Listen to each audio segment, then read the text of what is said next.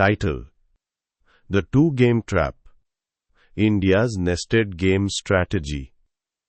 As West Asia fragments in the wake of the US-Israel-Iran war and South Asia recalibrates following India's high-precision standoff strikes in Operation Sindoor, the formalization of the Mecca Joint Defense Agreement Pakistan-Saudi-Turkey marks a major structural shift in Eurasian security. While public narratives frame this treaty as a routine trilateral defense initiative, a game-theoretic lens reveals a far more complex architecture: a nested game. In this framework, the localized Indian Ocean region, IOR, and South Asian Security Environment, G2, does not operate in isolation. It functions as a sub-game lever, deployed simultaneously by China via active instigation and real-time ISR fusion, and the United States via tacit condonation, tariff coercion, and strategic leverage, to alter India's payoff matrix in the macro game, G1, of global trade, energy, digital infrastructure, and data sovereignty. These actors function as independent players with convergent incentives to reduce India's strategic bandwidth. This article models the multi-layered mechanics of this dual-lever matrix and outlines how New Delhi can neutralize the localized sub-game without surrendering its foundational strategic autonomy. In formal game theory, an actor playing a primary macro game, G1, against a resilient opponent will often seek to open or manipulate a secondary, localized sub-game, G2.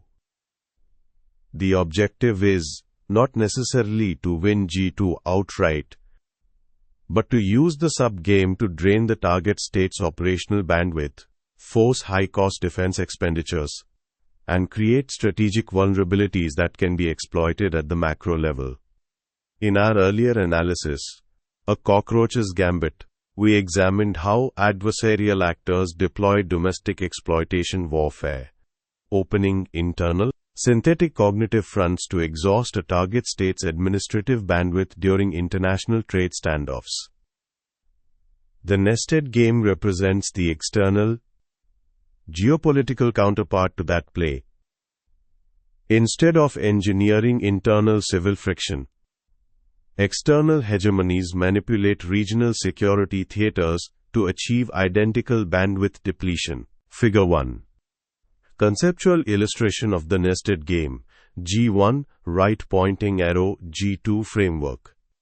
Following New Delhi's decisive execution of Operation Sindoor, which appears to have altered the conventional escalation ladder by operating beneath the nuclear threshold, Pakistan sought rapid technological leapfrogging and strategic depth. This culminated in the Mecca Joint Defense Agreement between Islamabad, Riyadh, and Ankara. However, evaluating this pact purely through a South Asian lens misses the broader great power dynamics driving it. 1. China's sub-game objectives: active instigation. By integrating Turkish defense technology, Bayraktar UCAVs, stealth naval platforms, and Saudi capital into Pakistan, complemented by Chinese satellite ISR support, Beijing offloads the cost of subsidizing Islamabad's defense capabilities. This binds Indian naval and air defense assets to the western border and the Arabian Sea, distracting New Delhi from projecting blue water power into the Malacca Strait and the line of actual control (LAC). 2. The United States sub-game objectives: tacit condonation. Washington benefits from an integrated Sunni security coalition, Turkey, Saudi, Pakistan, taking on regional burden sharing against Iran. Concurrently, by tacitly condoning this alliance, while maintaining aggressive tariff threats against New Delhi, Washington exploits an existing security deficit along India's periphery. The implicit strategic signal is clear. To secure your western maritime flank and air defense grid, India must accept American defense industrial integration and concede on bilateral trade terms. To decode the strategic equilibrium, we model the choices between India I and the great power competitors M equals U, C, acting independently through localized proxy networks and alliances. The payoff values below are ordinal rather than econometric. They represent relative strategic advantage, not measured utility. The magnitudes encode preference ordering rather than measurable differences in utility. India I can choose between siloed regional response, S, treating the Mecca Agreement and border friction purely as localized bilateral threats, or macro-micro decoupling, D, refusing to make macro trade concessions, while neutralizing sub-game levers through asymmetric technology, perimeter friction, and economic gravity. The great powers U, C, can choose between passive localized support, PURU, or active sub-game coercion, CURU. The expanded matrix for strategies S, D, and PO, CU and E, is detailed below. For tractability, the matrix models a representative external coercive actor. Washington and Beijing remain independent players whose motivations differ, even where their incentives converge. Figure 2. The nested lever payoff matrix. Strategy, passive support, P euro. Active coercion, C euro. Siloed S. 0, 0. 4. Plus 5.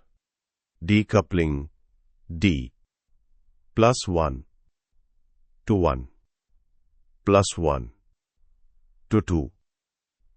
The strategic interaction between India and great power competitors is defined by these ordinal values, which represent relative strategic advantage rather than absolute measurements or precise financial calculations. These numbers function as a conceptual tool to visualize strategic health.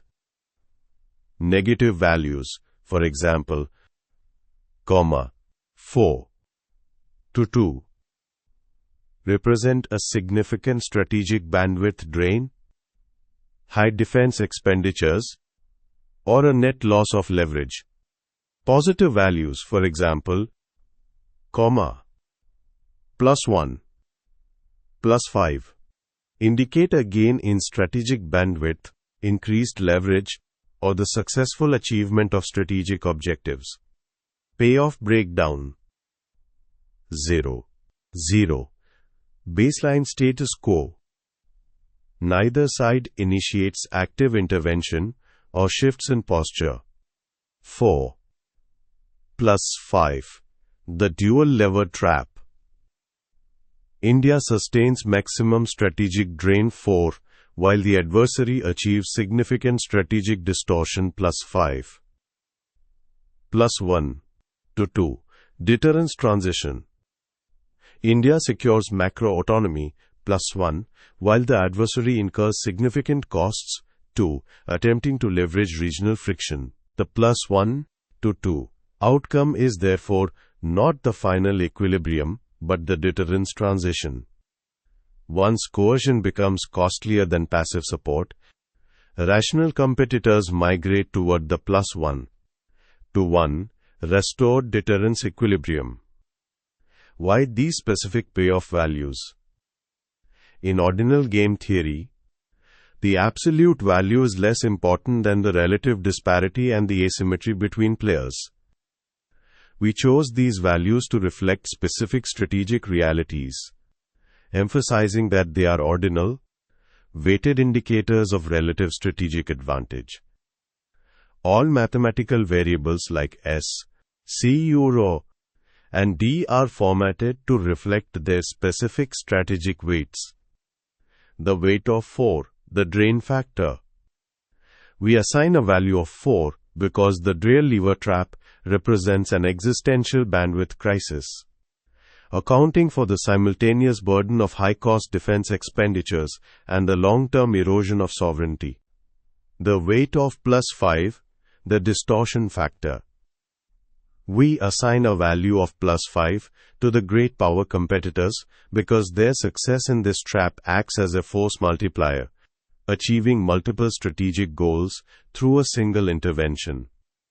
The difference between +1 to 2 and 4 +5.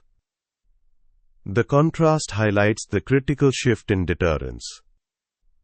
The 4 +5 trap signifies a power asymmetry where the aggressor dictates the tempo, while the +1 to 2 transition signifies that India has successfully decoupled the macro from the micro, forcing the adversary to pay a recurring friction tax that makes their strategy unsustainable. If India treats regional developments purely as localized military threats while conceding to macro trade pressures, accepting imbalanced bilateral trade terms, or surrendering digital, energy, and data sovereignty, it falls into the dual lever trap. New Delhi absorbs high defense expenditure along its borders while ceding long-term civilizational and economic sovereignty, failing to reduce the adversary's leverage coefficient. When India executes macro-micro decoupling, it refuses to let localized security friction force macro concessions. By deploying asymmetric counter-technologies, such as low-cost directed energy weapons against drone swarms, and applying strategic friction to the great powers' own peripheries, India makes operating the localized sub-game prohibitively expensive for both Washington and Beijing, locking in a +1 to 2 deterrence transition leading toward a +1 to 1 restored deterrence equilibrium. D. See your right pointing arrow +1 to 2. To break the nested game and prevent regional theaters from being weaponized by external powers, India's statecraft must operate across three decisive pillars. Every policy measure therefore serves one of two purposes: reduce the transmission of external coercive costs into India's macro decision-making, or increase India's capacity to impose reciprocal costs. Figure 3. India's tri-pronged lever neutralization architecture. Directed energy cost inversion. Deploying hard-kill directed energy weapons, DUs, and high-power microwave (HPM) counter-UAS arrays along the western border. Neutralizing Turkish-supplied drone swarms at a sharply reduced marginal cost of intercept weakens the economics of aerial saturation and reduces the adversary's leverage coefficient. Insulating energy and financial systems. Accelerating local currency settlement mechanisms, rupee-dirham clearing, for energy imports across West Asia and ASEAN. Mitigating external secondary tariff threats and secondary sanctions. As demonstrated in the garrison trap, kinetic occupation and military alliances are secondary to economic and civic gravity. Integrating immediate IOR neighbors, Sri Lanka, Bangladesh, Maldives, Mauritius, Seychelles, into India's digital public infrastructure, DPI, Unified Payments Interface, UPI, regional energy grids, and maritime domain awareness networks. When the friction of partnering with New Delhi is lower than taking high-cost external loans or joining foreign security pacts, peripheral states naturally remain anchored to India's economic orbit. This increases India's reciprocal leverage coefficient over external actors. To disincentivize external actors from operating sub-game levers in South Asia, India must apply reciprocal strategic friction across their respective geographic peripheries. In the Mediterranean and Caucasus, expand military, technological, and intelligence cooperation with Greece, Cyprus, and Armenia, raising the geopolitical cost for Ankara's expansionist footprint in South Asia. In the Indo-Pacific choke points, maintain an active, visible blue water naval presence across the Malacca, Sunda, and Lombok Straits, signaling to Beijing that any attempt to create maritime instability in the Arabian Sea will trigger immediate counter-vulnerabilities. This serves to increase India's reciprocal leverage coefficient.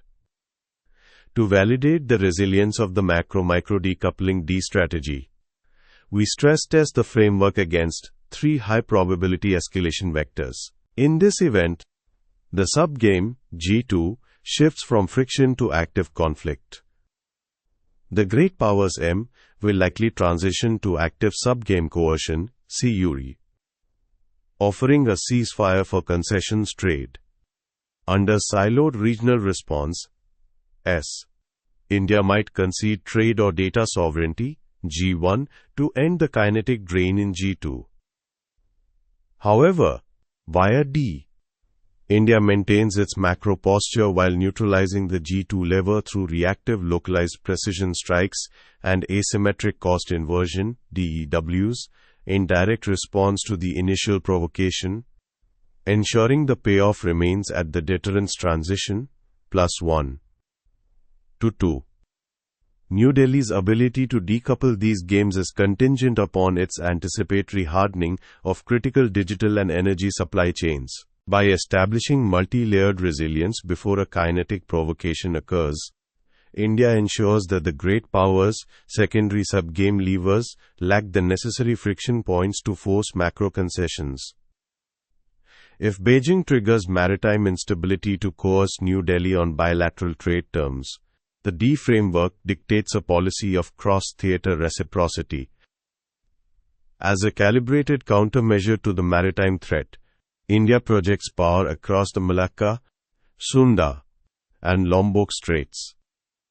By creating counter-vulnerabilities for Beijing's energy supply lines specifically to neutralize the adversarial move, while refusing to modify its macro trade or tariff positions, New Delhi ensures that the subgame coercion fails to alter the primary payoff metrics. If Beijing triggers kinetic friction along the line of actual control LAC to extract macro concessions, India's macro-micro decoupling D framework dictates a policy of asymmetric deterrence.